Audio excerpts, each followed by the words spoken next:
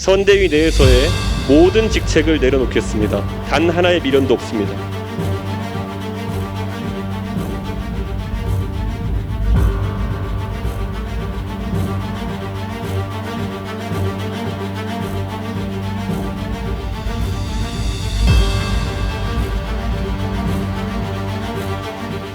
이런 상황에서 이런 말을 했다? 야, 이거는 저는 상식 바뀌다 이런 생각이 들고요. 사회생활을 안 하셨나? 저는 굉장히 몰상식한 태도를 보였다. 나는 단순하게 조수진 단장의 그냥 사고다. 싫으면 나 안 할래. 옆에서 공격하던 이준석 대표가 어려서 그렇다라는 마타도에 넘어가는 꼴이 될 것이라는 것이 걱정이고요. 신지혜 씨 영입이라든지 여러 가지 이제 이준석 대표가 단순하게 조수진 최고 그냥 허수아비가 된 것 같은 그런 느낌이 들 겁니다. 신지혜의 영입은 상당히 충격적인 것이죠. 우리 당의 2030 지지층의 다수가 어쨌든 그 페미니즘에 대한 반대의 입장을 갖고 있는데 전략적으로도 전혀 도움이 안 되고요. 저는 일단 이번 주에 김건희 씨 이슈를 덮기 위한 성격의 영입 발표였다라는 것이 크다고 봅니다.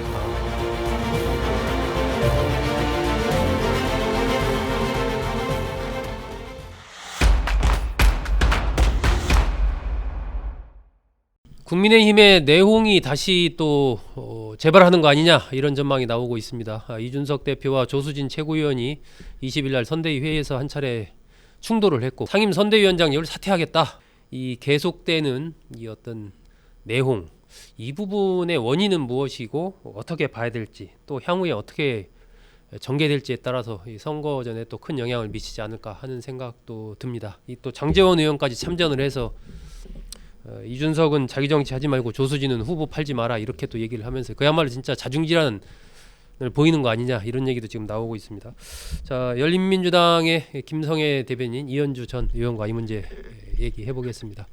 김 대변인님이 지금 국민의힘이 뭐 선대위를 어쨌든 김종인 총괄 선대위원장 체제로 꾸렸고 지난번에 울산 회동을 통해서 윤석열, 이준석 두 사람 간에 뭐 다시 또 화합을 하면서 뭐 잘 된 거 아니냐 뭐 이랬었는데 왜 그럴까요? 자, 조수진이란 돌뿌리에 선대위라는 사람이 넘어졌는데 사실은 여기가 좀 영양실조로 몸이 안 좋은 상태였습니다. 그래요? 균형을 못 잡아서 넘어진 건데 조수진 때문에 넘어진 거라고 원인을 찾으면 답이 안 나오죠. 전 좀 그런 상태로 보여집니다. 그래서 진짜 원인은 뭡니까? 진짜 원인은 내부에서 규율이 없는 것이고, 그러니까 이 캠프에는 누가 책임자인지가 정해져 있지 않은 거예요. 김종인 총괄위원장이 조금 총 책임자 아닙니까? 그랬으면 김건희 씨가 벌써 사과를 했겠죠.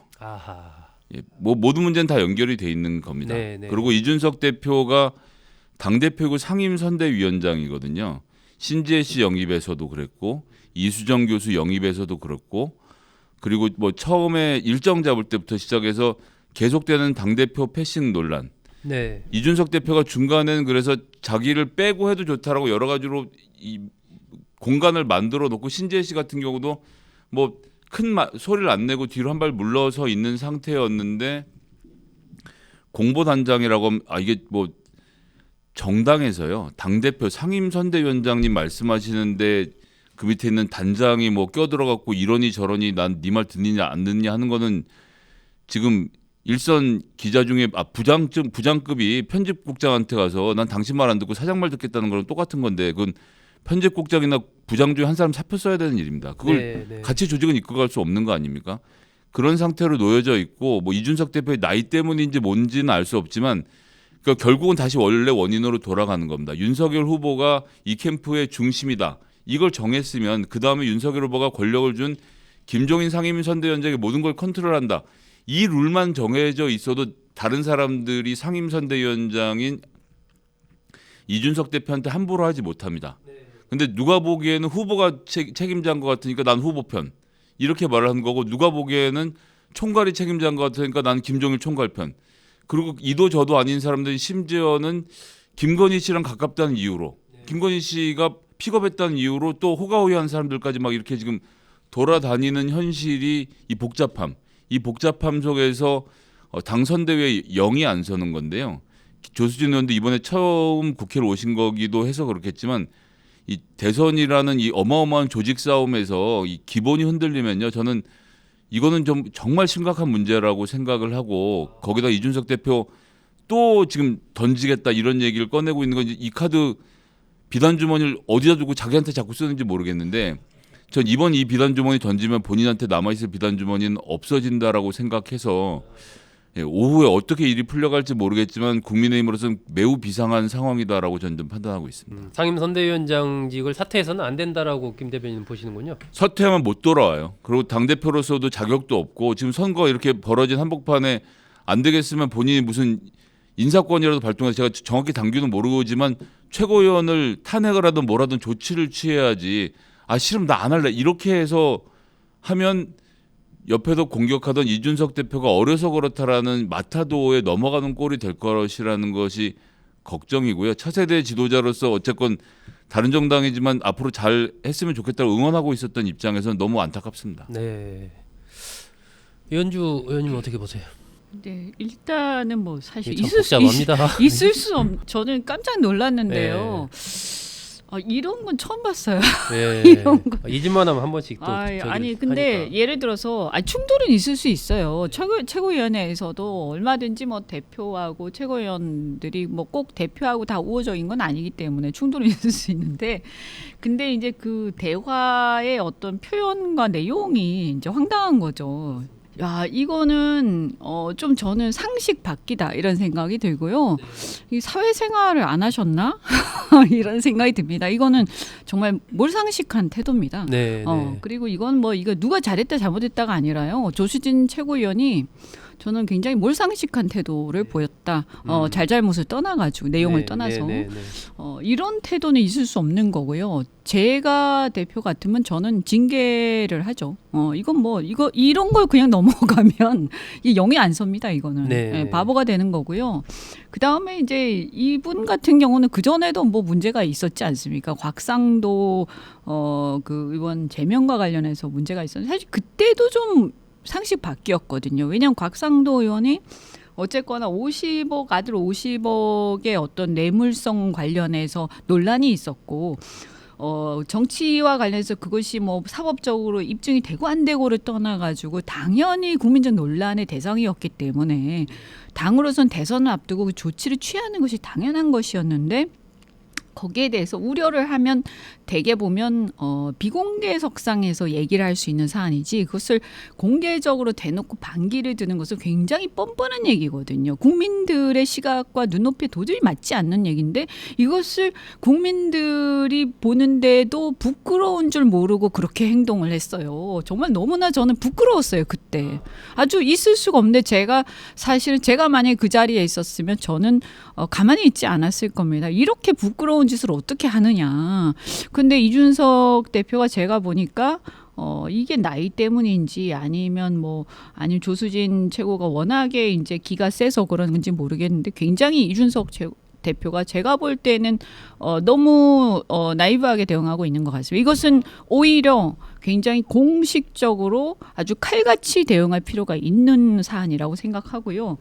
지난번에 그랬기 때문에 이번에 또 이런 일이 생긴다라고 저는 생각하고, 여기는 사실 내용이라고 할 것도 없고요. 그냥 조수진 최고의 어떤 몰상식한 그런 태도, 그 사고, 그렇게 그냥 볼만한 이런 부분들이 혹시 그 조 최고의 그 건도 있지만은 그 신지혜 씨 영입이라든지 여러 가지 이제 이준석 대표가 단순하게 조수진 최고위원과의 관계 그런 부분 때문에 상임 선대위원장직을 사퇴하겠다라고 보는 것도 조금. 그 뒤에 이제 이걸 가지고 그러면 본인이 왜 굳이 상임선대위원장직을 사퇴하겠다고까지 얘기하냐. 이거 뭐 징계하든지 처리해버리면 그만인데 오히려 이제 어떻게 보면 이걸 빌미로 그냥 너무 힘들어서 이제 출구를 모색하는 거 아니야. 이런 느낌도 좀 들지 않습니까? 사실 지금 내가 무슨 어떤 아무런 권한이 없는 상황에서 그냥 허수아비가 된 것 같은 그런 느낌이 들 겁니다.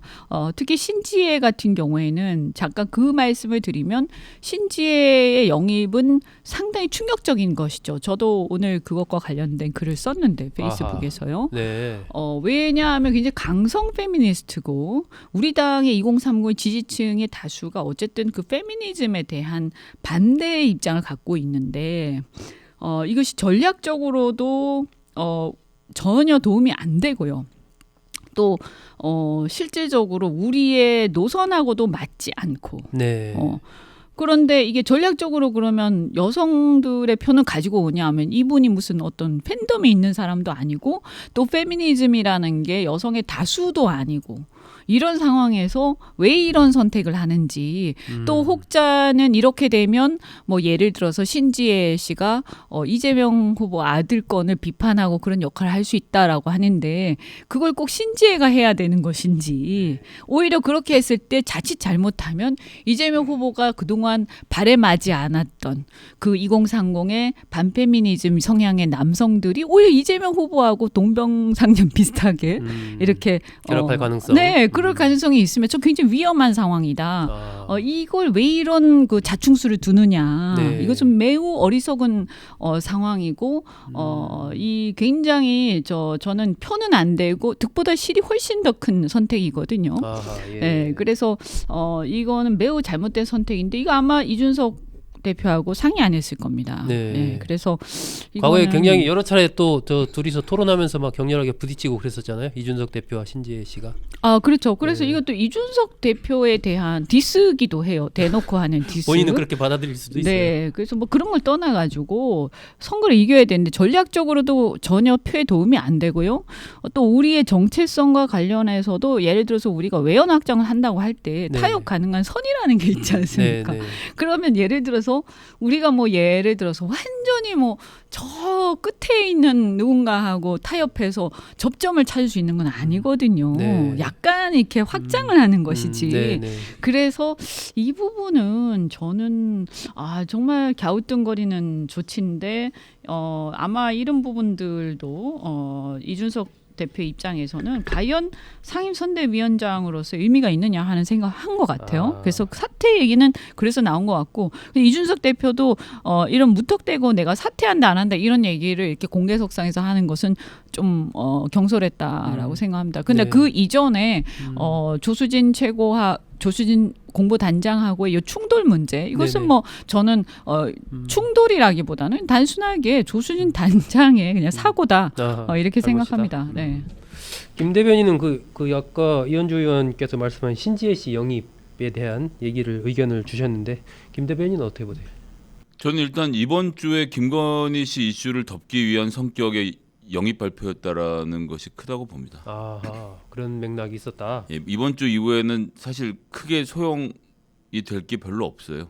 국민의힘 지금 기본 갖고 있는 정책과 너무나도 다르기 때문에 네. 그리고 언론 인터뷰에서도 보니까 지금까지 조폭이라고 이야기했던 이유가 그러니까 윤석열 후보를 조폭이라고 빗대어 비판했던 적이 있는데 거기에 대해서 정치가 그래서 조폭이라고 생각했다라고 너무 태연하게 말씀하시더라고요. 네. 실제로 만나보니까 사람이 좋더라. 네. 그러니까 정치인으로서는 상대방의 외모를 가지고 인상 비평을 했다는 건 이거는 특히나 페미니스트로서 있을 수 없는 일이거든요. 네. 본인이 무슨 말을 하고 있는지에 대해서 이해를 잘 안 하고 계시는 분이라고 봐서 저는 이제 정치적으로는 뭔가 이렇게 큰 뭐를 만들어내기 쉽지 않은 상황으로 보여지고요.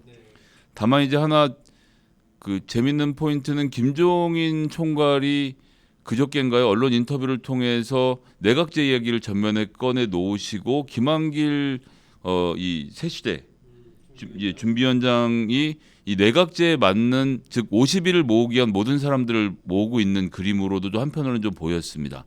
사실 지금 현재대로 하면 윤석열 후보가 이기더라도 민주진영이 한 180여 석 되는 가운데서는 아무런 정치를 할 수 없지 않습니까? 내각제의 국면 전환을 위해서 중도, 호남 그리고 여성 가용 가능한 모든 자원들을 모으는 과정 중에서 그려진 하나의 그림이 아닐까 이건 좀 일단 너무 좀 섣부르긴 한데 굉장히 짐작입니다. 큰 그림, 네, 아, 큰 그림을 그러니까 이제 그리네요. 아예 프레임 자체를 내각제로 가지고 가면서 그 그림을 그리고 있는 중이다 이렇게 보시는 건가요? 예, 뭐 김종인 총괄 직접 하신 말씀이 내각제가 제일 좋은데 윤석열 후보하고는 상의 안 했다라는 이야기를 일간지 인터뷰에서 한다는 건 사실은 저로서는 잘 납득이 안 되는 일이었거든요. 근데 이거는 하여튼 뭐 좀 중요한 얘기를 하셔서 얘기를 안 할 수가 없는데 저는 좀 이건 좀 심각하다고 생각을 합니다. 왜냐하면 지금 대통령 선거를 한참 하고 있지 않습니까? 그런데 지금 갑자기 뜬금없이 내각제 얘기를 그것도 후보의 입이 아닌 다른 사람이 한다. 이것은 저는 주권자를 무시하는 태도라고 생각하고요. 굉장히 위험한 태도다. 예, 정말 다시는 좀 이런 사고가 안 났으면 좋겠다고 생각합니다. 네.